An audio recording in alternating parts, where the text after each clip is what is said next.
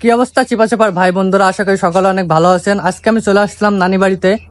আজকে আমার সাথে আছে নালায়েক মাহিম এবং বাতেন মিয়া। আজকে আমরা যাব কোথায় মাহিম? 200 বছরের পুরনো বটগাছ দেখতে। তা আমরা এখন চলুন আমরা বটগাছটি দেখে আসি। এই ভোজটিকে নালায়েক তোমার ভিড়ে দেখে কিনা? আমার দেখার লোক আছে, আমার দেখার লোক আছে। 5 বছরে 2.5 জন দেখবেন। সো গাইজ, নালায়েক মাহিম আমাদেরকে নিয়ে চলে আসলো সেই বটগাছের নিকট, 200 বছরের পুরনো ভুতুরে বটগাছ। সো গাইজ, এই বটগাছটি কোথায় অবস্থিত সেটি আপনাদেরকে জানিয়ে দিই। এটি যশোরের একটি প্রত্যন্ত গ্রামে অবস্থিত। গ্রামটির নাম ফতেপুর। এটি মুসিপাড়ার ভিতরে অবস্থিত, আপনারা এসে দেখতে পারেন। সো গাইজ, আমরা এখন এই বটগাছটি দেখে যাচ্ছি শ্মশানের দিকে।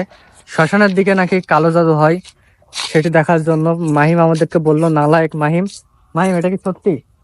আমি শুনেছি যে কালো জাদু হয়, কিন্তু শিওর না। তা বাতেন মিয়া, এখানে কালো জাদু হয়, তোমার কি বিশ্বাস হয়?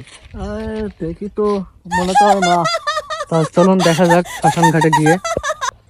সো গাইজ, অবশেষে আমি চলে আসলাম শ্মশান ঘাটে। শ্মশান ঘাটে এসে দেখতে পেলাম একটি শেওড়া গাছ, এবং শেওড়া গাছে অনেকগুলো ইট ঝুলে আছে।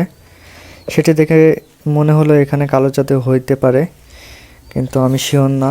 আলামত দেখে আমার মনে হলো এখানে কালো জাদু হতে পারে।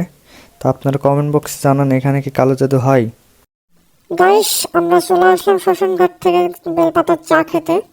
চা খেয়ে আজকের ভিডিও বন্ধ শেষ করলাম। দেখা হচ্ছে কোনো চিপা চাপার ভিডিও নিয়ে। সাথে থাকুন, ফলো দিয়ে।